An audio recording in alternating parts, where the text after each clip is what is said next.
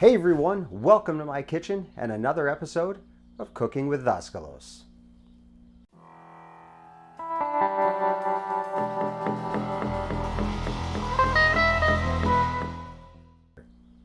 Today what we're going to be doing is roasted chicken, and we're going to be taking the recipe directly out of this book here, the Classic Cookbook, or Classical Cookbook I should say.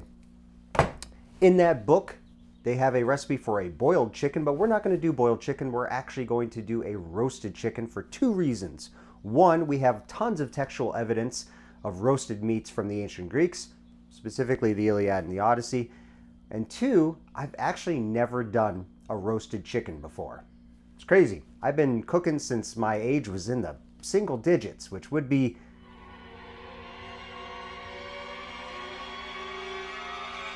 many years. It's been many years. Let's get to this chicken. Alright, existential crisis aside, the ingredients list and recipe will be down in the description. Basically, we're just going to start with a bed of vegetables, and you're going to want to wash those before you get started. But here we're going to be using carrots and celery, along with some onion and garlic. For the carrots and celery, you're going to cut off the ends, and you're going to cut them into chunks of about 1 inch to 1.5 inches. That's just long enough for them to stay crunchy, while still being short enough for them to soften up.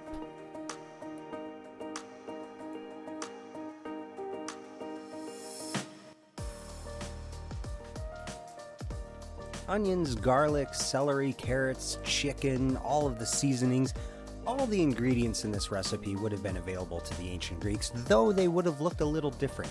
See, us humans, we've been selective breeding our food stuff for a very, very long time.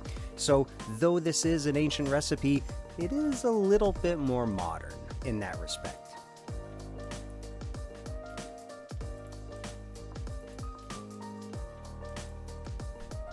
Now, once your bed of vegetables is ready for the chicken, you're going to want to prep your chicken. And it's pretty simple. Just pull all the stuff out from the inside. Some places sell it without the stuff on the inside.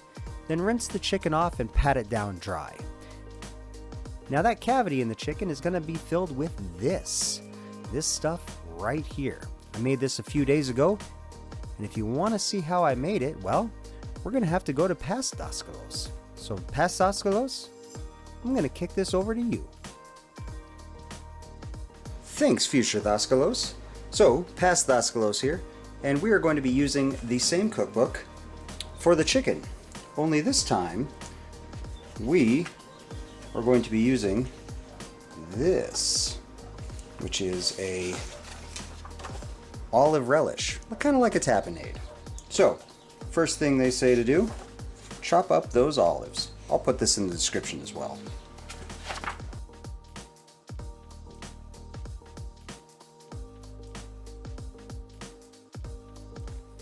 Pretty straightforward.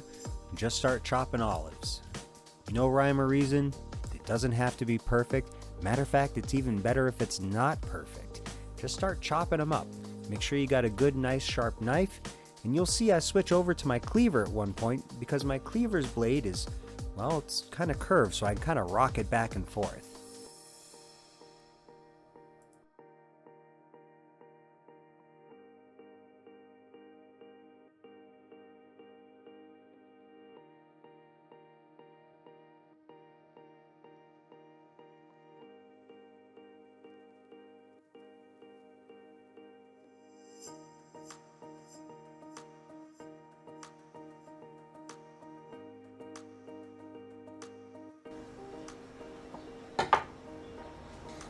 Alright, so there we have it.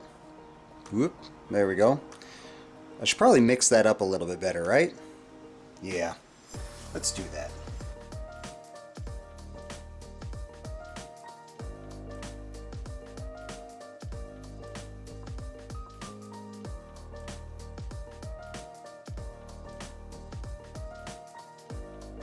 I'm just using some regular old extra virgin olive oil.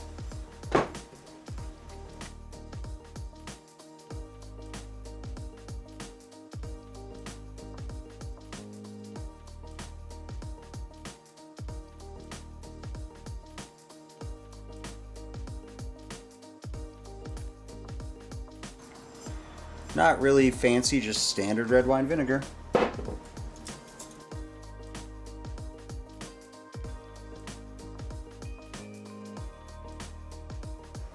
We're just going to do one star anise. Actually, you know what? We got kind of a smaller star here, kind of a broken one. We'll throw that one in there too.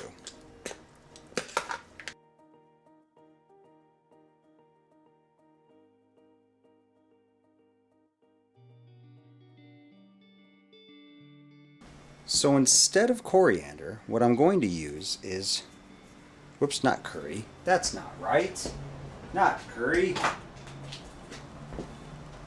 No. Cumin.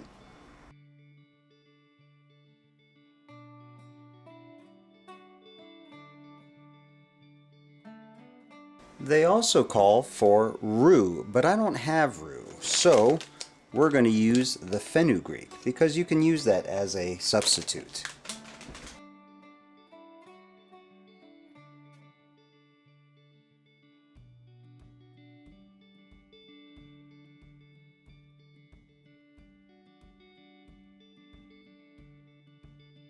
I also need to do mint. 2 teaspoons.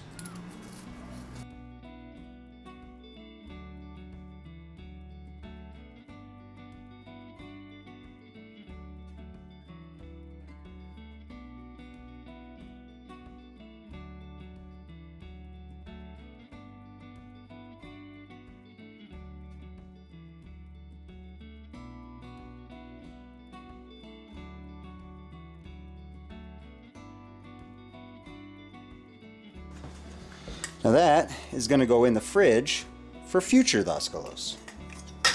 Whoop. That. And that. And there you go. Future Tblsp, back to you. Thanks, Past B. Now, what we are going to do here is we are going to get the chicken nice and dry. Pat it down with some paper towels or whatever you got.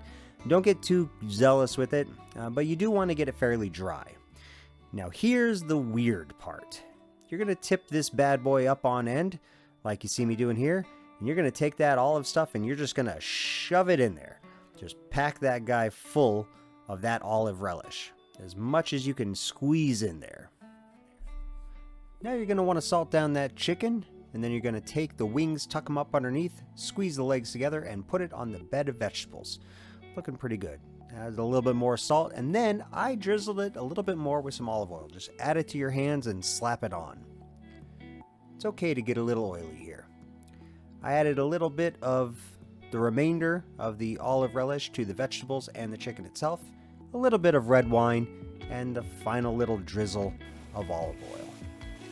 Looking pretty good and ready to go into the preheated oven.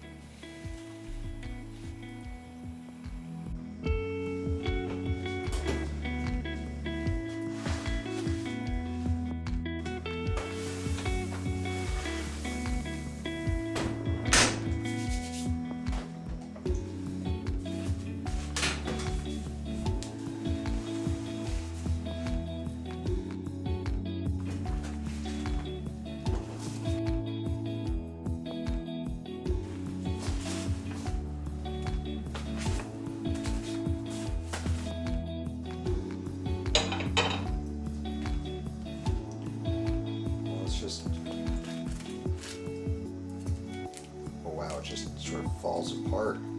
As you can see, the meat just falls off of the bone. The chicken is incredibly tender. The vegetables are soft, but still retain a bit of their crunch. I don't know why I've never done this before. This was incredibly easy to make.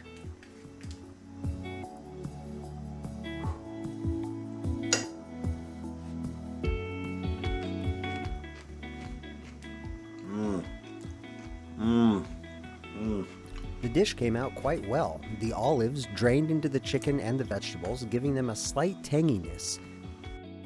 But the overall flavor is almost indescribable.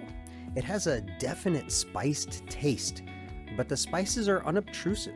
They're there to remind you that you're not eating your normal grocery store rotisserie chicken, but rather a meal enjoyed by the likes of Odysseus and Achilles. There's something old to this flavor and yet oddly familiar.